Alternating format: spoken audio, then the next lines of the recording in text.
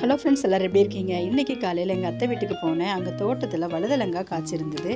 நீ கொண்டு போய் குழம்பு வை அப்படின்னு சொல்லிட்டு நல்லதாக விளைஞ்சிருந்ததாக பார்த்து 3 காய் பறித்து கொடுத்தாங்க. எங்கள் ஊரில் இந்த காயை வழுதலங்காய் அப்படின்னு சொல்லுவோம்.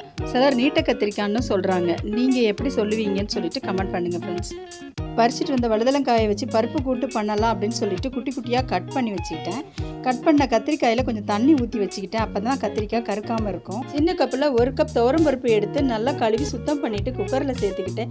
கூடவே கத்திரிக்காயையும் சேர்த்து 2 கப் தண்ணி ஊற்றி 2 விசிலுக்கு வச்சுட்டேன்.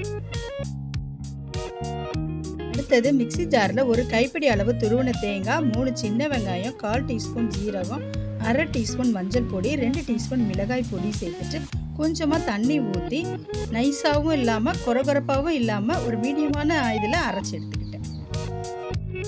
குக்கரில் ஸ்டீம் போனதுக்கு பிறகு ஓப்பன் பண்ணிவிட்டு பாருங்கள், இப்போ நல்லா காயும் அதுவும் நல்லா வெந்துருச்சு. இப்போ அது கூட மசாலாவை சேர்த்துக்கிட்டேன். மசாலாவை சேர்த்துட்டு தேவையான அளவு தண்ணி ஊற்றிட்டு அதுக்கப்புறம் தேவைப்படுற அளவுக்கு உப்பு சேர்த்து நல்லா கலந்து விட்டுட்டு பச்சை வாசம் போகிற வரைக்கும் நல்லா கொதிக்க வச்சுட்டேன். அடுத்தது இந்த பருப்பு கூட்டில் கடுகு, உளுத்தம்பருப்பு, கருவேப்பிலை, மிளகாய் வத்தல் போட்டு தாளித்து கொட்டிட்டேன். நல்லா கம வாசனையோட வழுதலங்காய் பருப்பு கூட்டு ரெடி. சாதத்தில் போட்டு நெய் ஊற்றி சாப்பிடலாம், இல்லை சாதத்துக்கு சைடிஷாகவும் வச்சு சாப்பிடலாம். நீங்களும் ட்ரை பண்ணி பார்த்துட்டு கமெண்ட் பண்ணுங்கள் ஃப்ரெண்ட்ஸ். தேங்க்யூ.